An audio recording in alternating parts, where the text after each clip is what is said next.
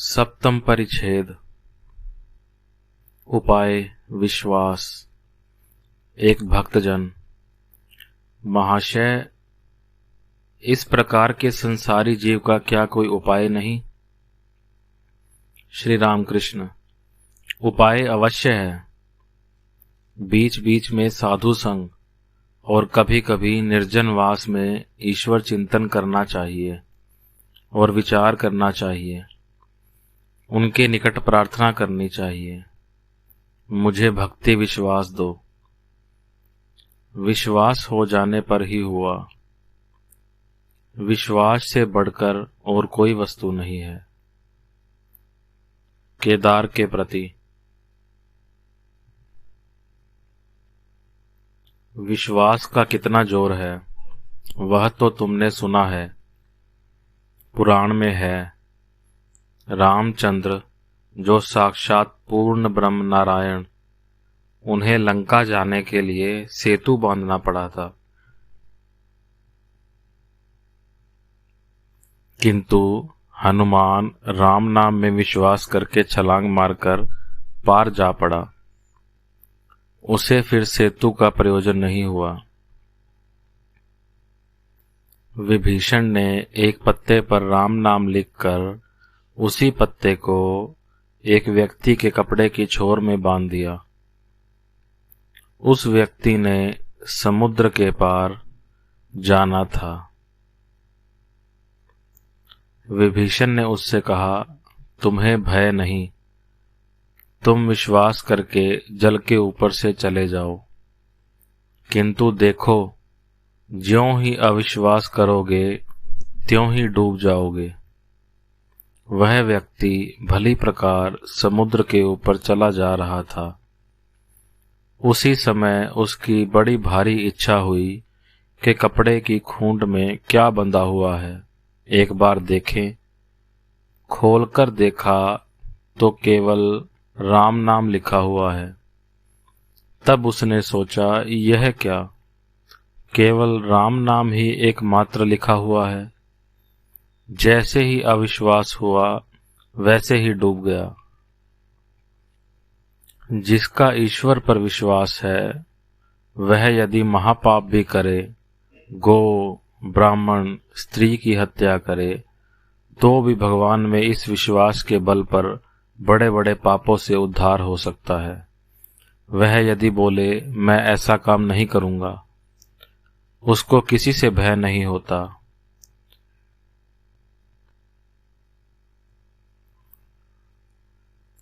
इसी नरेंद्र के बारे में इशारा करते हुए कहते हैं,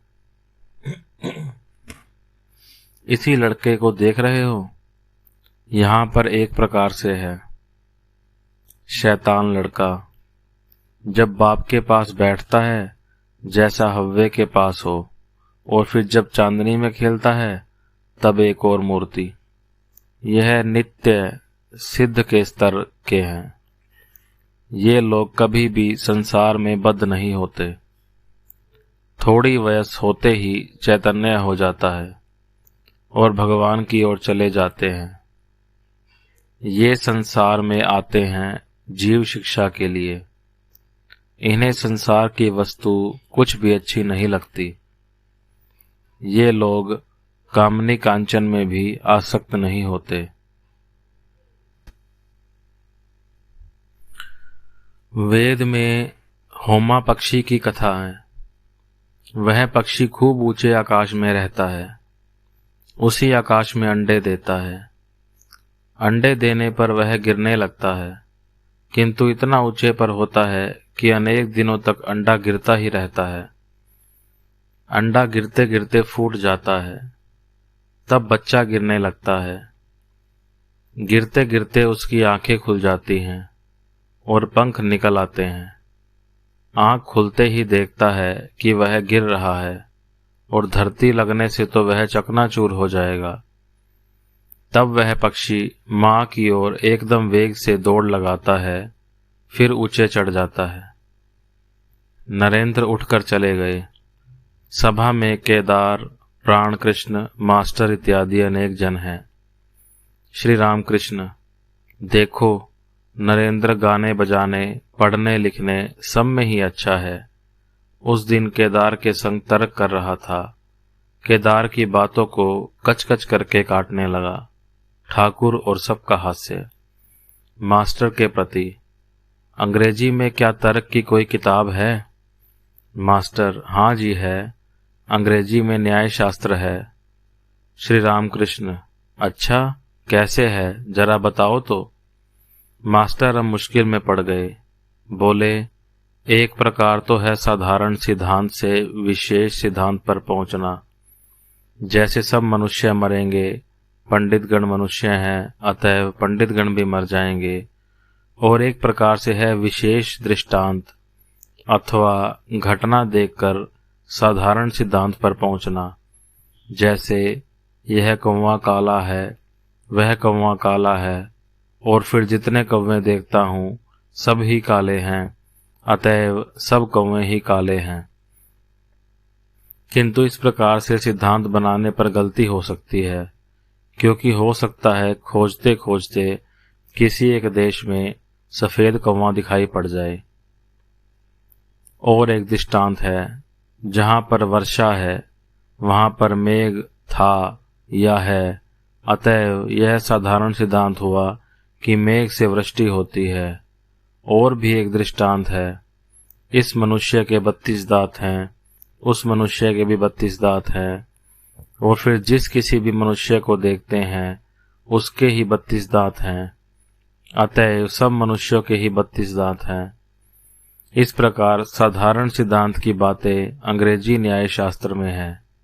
श्री रामकृष्ण ने बातें सुनी मात्र, सुनते सुनते ही अन्यमनस्क हो गए। फिर इसलिए इस विषय पर अधिक प्रसंग नहीं हुआ। अष्टम परिच्छेद। समाधि मंदिर में सभा भंग हो गई। भक्त इधर उधर टहल रहे हैं। मास्टर भी पंचवटी इत्यादि स्थानों पर टहल रहे हैं।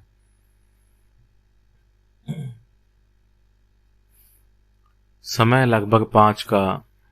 कुछ क्षण पश्चात उन्होंने श्री रामकृष्ण के कमरे की ओर आकर देखा।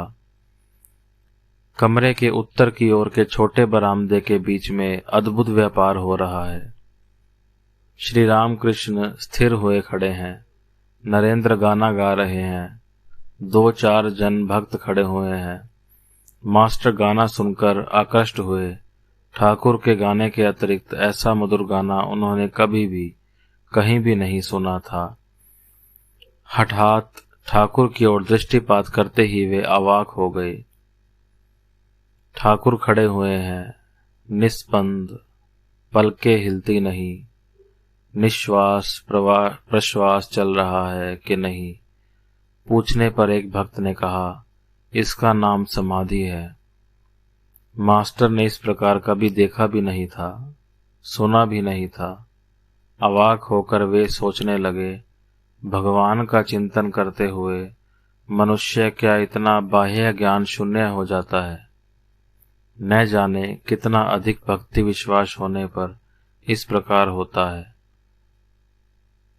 गाना यह है, चिंतय मम मानस हरि चिदघन निरंजन, किवा अनुपम भाते मोहन मूर्त, भक्त हृदय रन नवरागे रंजित कोटि शशि विनंदिते, किवा बिंजले चमके से रूपे आलोके, पुलके शिहरे जीवन। गाने के इस चरण को गाते समय ठाकुर श्री रामकृष्ण सिहरने लगे। देह रोमांचित हो गया। चक्षुओं से आनंद अश्रु विगलित हो रहे हैं। बीच बीच में मानो कुछ देखकर हंस रहे हैं।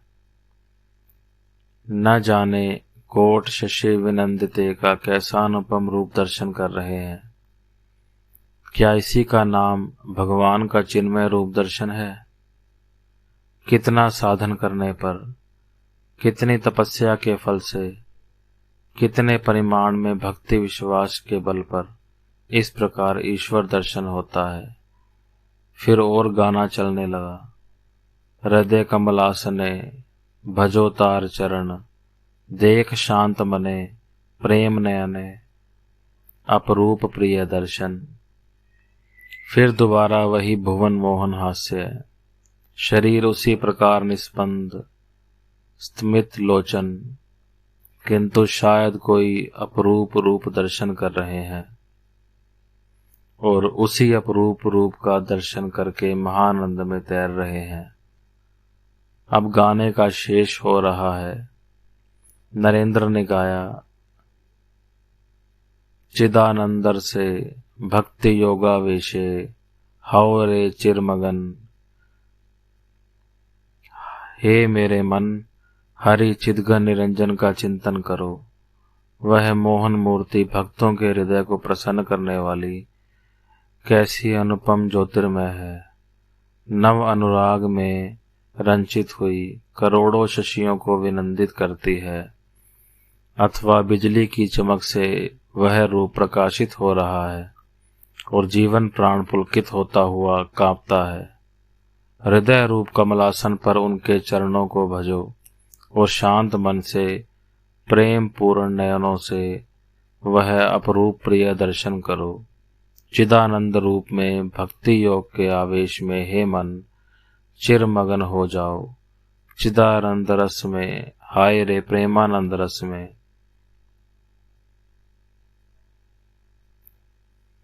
समाधि की और प्रेम आनंद की यह अद्भुत छवि हृदय में ग्रहण करके मास्टर ग्रह को लौटने लगे। बीच बीच में हृदय के बीच उसी हृदयोन्मुखकारी मधुर संगीत का स्फुरन उठने लगा। प्रेमानंद रसे हौ रे चिरमगन, हरि प्रेम में मस्त हो जाओ। नवम परिच्छेद। चतुर्थ दर्शन। नरेंद्रनाथ भवनाथ आदि के संग आनंद।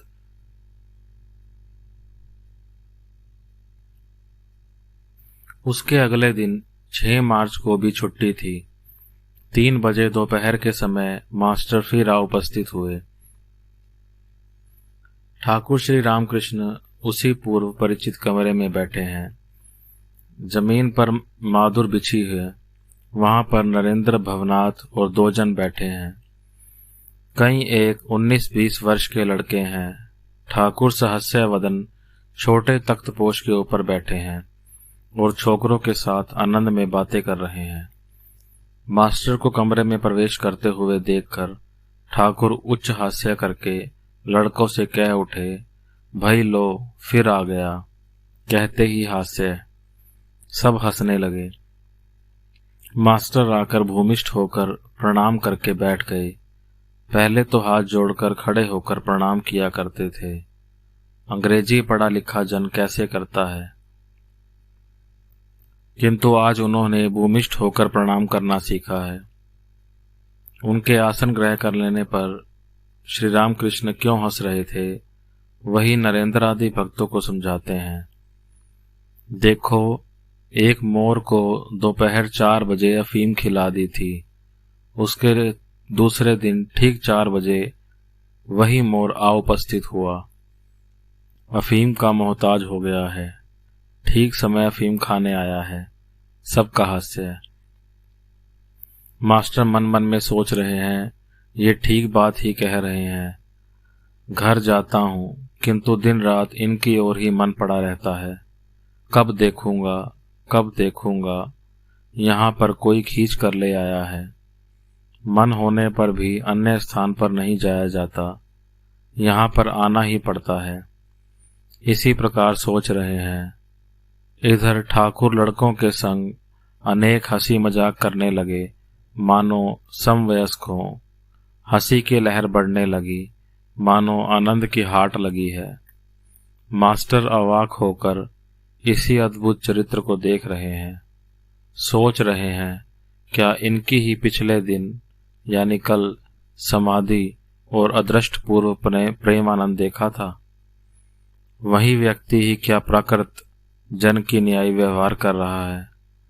इन्होंने ही क्या प्रथम दिन उपदेश देने के समय मेरा तिरस्कार किया था। इन्होंने ही क्या मुझे तुम ज्ञानी हो कहा था। इन्होंने ही क्या साकार निराकार दोनों ही सत्य हैं कहा था।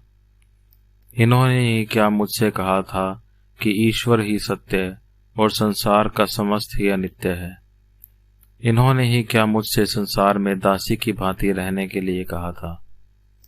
ठाकुर श्री रामकृष्ण आनंद कर रहे हैं। मास्टर को एक एक बार भी देख रहे हैं।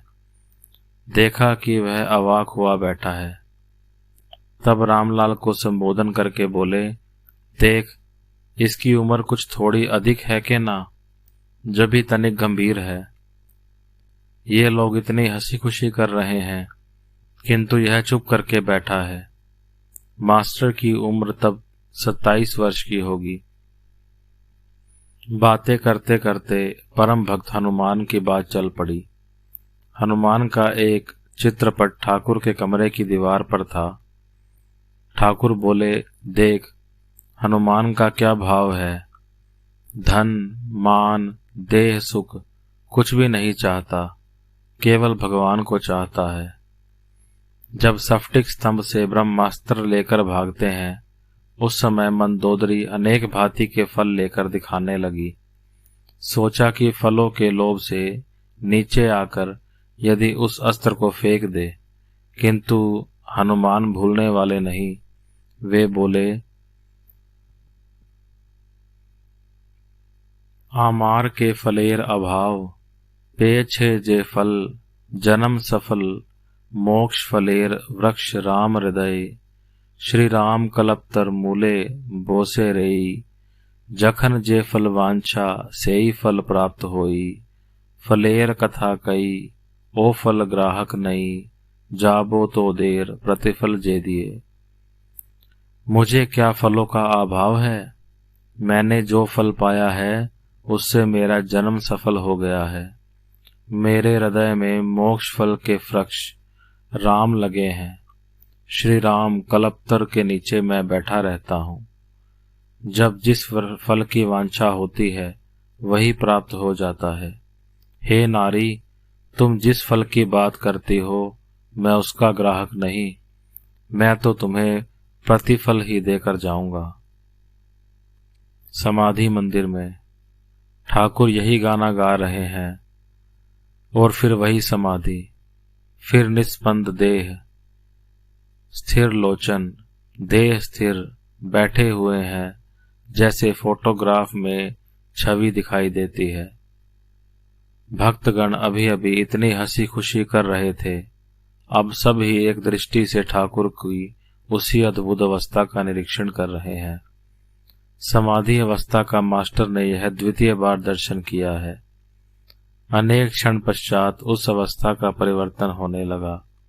देह शिथिल हो गई, मुख सहास्य हो गया, इंद्रियां फिर दोबारा अपना अपना कार्य करने लगी। चक्षुओं के कोनों से आनंद अश्रु विसर्जित करते करते ठाकुर राम राम यह नाम उच्चारण करने लगे। मास्टर सोचने लगे, यही महापुरुष ही क्या लड़कों के संग हंसी मजाक कर रहे थे। तब तो ये थे बिल्कुल मानो 5 वर्ष के बालक। ठाकुर पूर्ववत प्रकृतिस्थ होकर फिर प्राकृत व्यक्ति की भांति व्यवहार कर रहे हैं। मास्टर को और नरेंद्र को संबोधन करके बोले, तुम दोनों जन अंग्रेजी में कुछ बात करो और विचार करो, मैं सुनूंगा। मास्टर और नरेंद्र दोनों यह बात सुनकर हंस रहे हैं। दोनों जन कुछ कुछ आलाप करने लगे, किंतु बंगाली में। ठाकुर के सामने मास्टर का और विचार संभव नहीं। उनका तर्क का घर ठाकुर की कृपा से एक प्रकार से बंद ही हो गया है। फिर किस प्रकार तर्क विचार करेंगे। ठाकुर ने एक बार फिर जिद की, किंतु अंग्रेजी में तर्क करना नहीं हुआ। 10वां परिच्छेद। अंतरंगों के संग में मैं कौन। 5 बज गए हैं। भक्त कहीं तो अपने अपने घर चले गए हैं। केवल मास्टर और नरेंद्र रह गए हैं। नरेंद्र लोटा लेकर हंसपुकुर और झाऊ तले की ओर मुख धोने गए। मास्टर मंदिर के इधर उधर टहल रहे हैं। कुछ क्षण पश्चात कोठी के निकट हंस पुकुर की ओर आने लगे। देखा पुकुर के दक्षिण की ओर की सीढ़ियों के ऊपर श्री राम कृष्ण खड़े हैं। ठाकुर कह रहे हैं, देख और तनिक अधिक अधिक आया कर, अभी नूतन आने लगा है ना। प्रथम आलाप के पश्चात नए नए सब ही घना घना आते हैं, जैसे नूतन पति। नरेंद्र और मास्टर का हास्य। क्यों आएगा ना? नरेंद्र ब्राह्म समाज का लड़का है। हंसते हंसते कहने लगा, हाँ चेष्टा करूंगा। सब कोठी की राह से ठाकुर के कमरे में आते हैं। ठाकुर के निकट मास्टर से ठाकुर कहने लगे, देखो किसान बाजार में बैल खरीदने जाते हैं। वे भले बैल और मंदे बैल को खूब पहचानते हैं। पूंछ के नीचे हाथ देकर देखते हैं। कोई कोई बैल पूंछ में हाथ देने पर लेट जाता है, उस बैल को नहीं खरीदते। जो बैल पूंछ में हाथ देने पर तिड़िंग बिड़िंग करके छिन मिनाकर उछल पड़ता है, उसी बैल को पसंद करते हैं। नरेंद्र है उसी बैल की जात, भीतर खूब तेज है। यह कहकर ठाकुर हंसते हैं।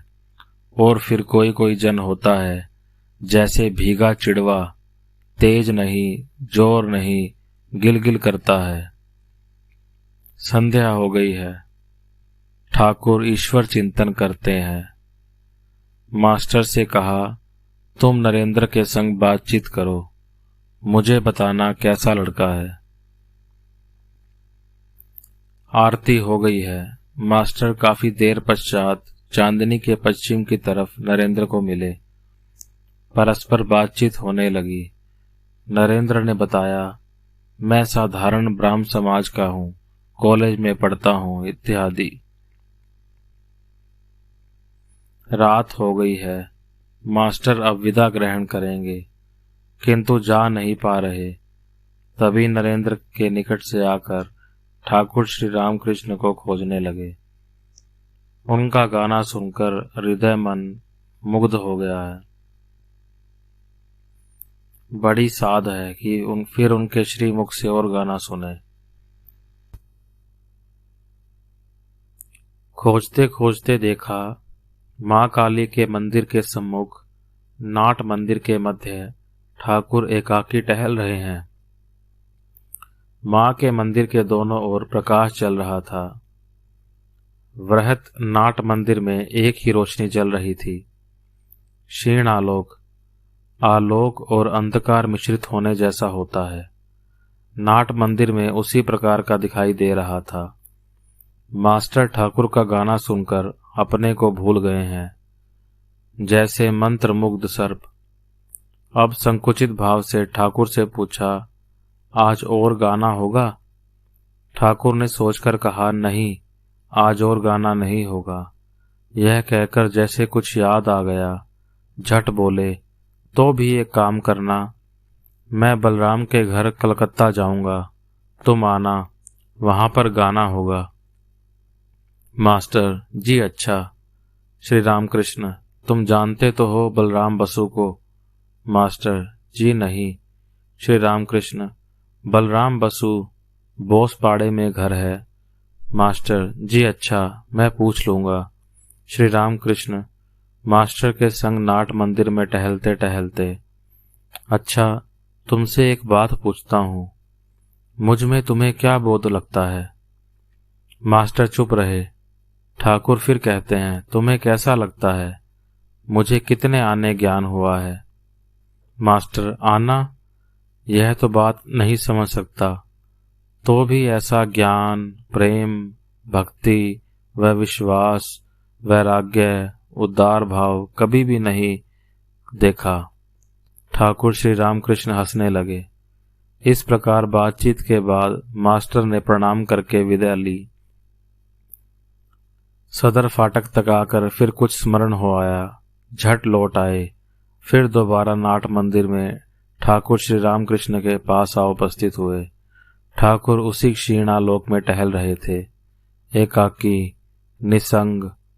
पशुराज जैसे अरण्य में अपने आप एकाकी विचरण करता है, आत्मा राम। सिंह अकेला रहना, अकेला टहलना पसंद करता है। अनपेक्ष। मास्टर अवाक होकर फिर वही महापुरुष दर्शन करते हैं। श्री रामकृष्ण मास्टर के प्रति। फिर लौट आए। मास्टर जी बड़े मनुष्य के घर जाने देंगे कि नहीं, तभी सोच रहा हूँ नहीं जाऊंगा, यहाँ पर आकर ही फिर आपको मिलूंगा। श्री राम कृष्ण नहीं जी, वैसा क्यों, तुम मेरा नाम लेना, कहना उनके पास जाऊंगा, वैसा करने पर ही कोई मेरे पास ले आएगा। मास्टर ने जो आज्ञा कहकर फिर प्रणाम करके विदा ली। हरि ओम तत्सत। भूल चूक के लिए क्षमा।